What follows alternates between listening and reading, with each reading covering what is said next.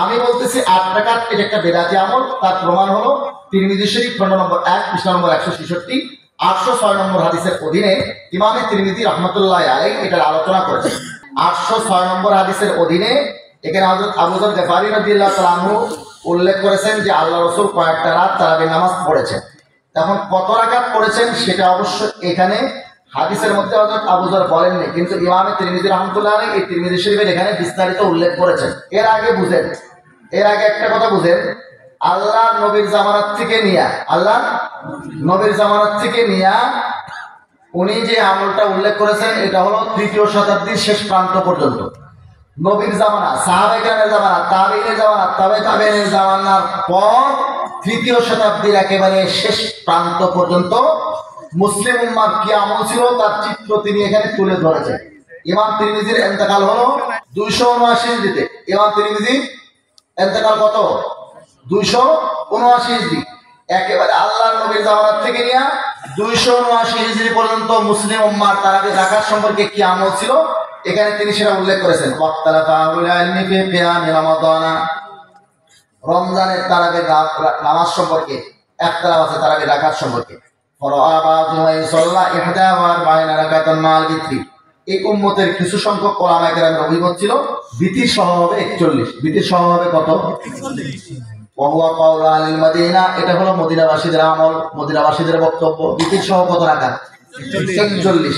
এর মূলে ছিল 20 রাকাত, কিন্তু মক্কাওয়ালারা প্রত্যেক 4 রাকাত পর পর তওয়াফ করতো। মদিনাওয়ালারা দেখলো আমরা তো কাবা শরীফ পাই না, তো মক্কাওয়ালারা আমাদের থেকে আগে যাচ্ছে, এজন্য তারা এই 4টে গ্যাপে 4 16 রাকাত বাড়িয়ে দিলেন। 16 রাকাত নফল বাড়িয়ে দিলেন। কত হইল? 36। কত? 36। 2 রাকাত সুন্নত 38, 3 রাকাত বেতের কত হলো? 41। এই জন্য এখানে আছে বিতির সহ কত? 41 রাকাত। এই 36 রাকাতের কথা ইমাম মালিকের, কারণ তিনি আহলে মদিনার আমল নিতেন। উনি বলেন 36 2 রাকাত সুন্নত, মানে আসল তারাবি ওই 20-এর সাথে 16 যোগ হয়ে 36, 2 রাকাত সুন্নত 3 রাকাত বেতের।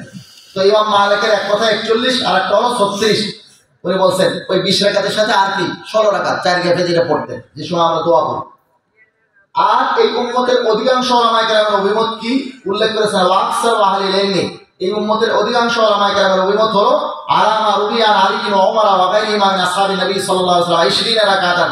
হযরত ওমর, আলী এবং অন্যান্য সাহাবায়ে কেরাম থেকে যেটা বর্ণিত আছে, অর্থাৎ 20 রাকাত। কত রাকাত? 20 রাকাত। এই কথাটা ইমাম শাফি রাহমাতুল্লাহ আলাইহি বলেছেন। ওয়াকালা শাফি ওয়া হাকাযা আদরাকতু বিবালাদিনা বিমাক্কাতি সাল্লাল্লাহু আলাইহি 20 রাকাতান। আর আমরা মক্কা নগরীতে মায়ের পেট থেকে পড়িয়া 20 রাকাত তারাবি হতে দেখেছি। ইমাম শাফির জন্ম 150 হিজরিতে, ইন্তেকাল 204 হিজরিতে। ওই সময় উনি বলেছেন মায়ের পেট থেকে পড়ে আমরা মক্কাতে কত রাকাত পেয়েছি? 20 রাকাত। তাহলে ইমাম তিরমিজির কথা এবার আমরা বুঝি।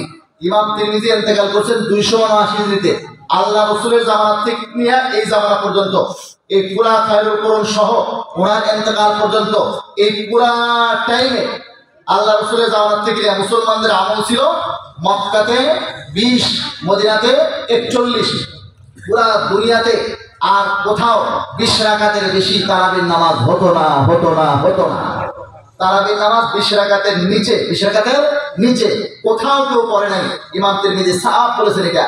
তাহলে আল্লাহ রাসূলের জামানা, সাহাবীদের জামানা, তাবেঈনের জামানা, কোন জামানার মধ্যে 3য় শতাব্দীর শেষ প্রান্ত পর্যন্ত মুসলমানদের কেউ 20 রাকাতের নিচে তারাবির নামাজ পড়েনি। অতএব 20 রাকাতের নিচে তারাবির নামাজ ইমাম তিরমিজির ভাষ্য অনুযায়ী বেদাত।